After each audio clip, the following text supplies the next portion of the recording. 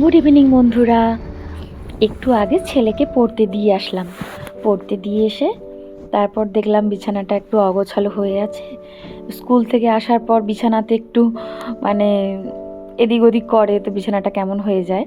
তো বিছানাটাতে বেডশিট লাগিয়ে তারপর হাজব্যান্ডের ফোন এলো যে ঠান্ডা ঠান্ডা পড়েছে, একটু না পেঁয়াজের পকোড়া ভাজো, এই শুকনো মুড়ি দিয়ে খাবো। আমরা তো মেদিনীপুরের মানুষ, তো একটু সন্ধেবেলা চা মুড়িটা মানে দরকারই হয়। তো ভাবলাম তাহলে হাজব্যান্ড আসার আগেই চা মুড়িটা রেডি করে রাখি, তাহলে দুজন মিলে খেতে পারবো।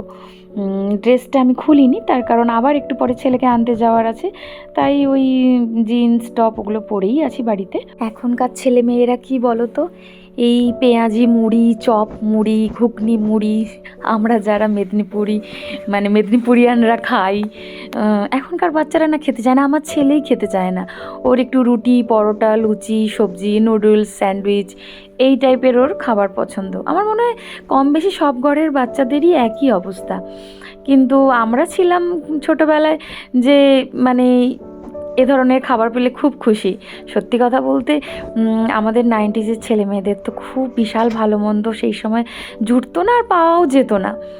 আমরা যেহেতু গ্রামে মানুষ হয়েছি, তো এত কিছু খাবার ভ্যারাইটিস অ্যাভেলেবেলও ছিল না। তো যাই হোক, এখানে দেখো পকোড়াটা ভেজে নিলাম, এখানে মুড়িটাও রেডি করে রেখেছি আর তোমাদের সাথে শেয়ার করব বলে।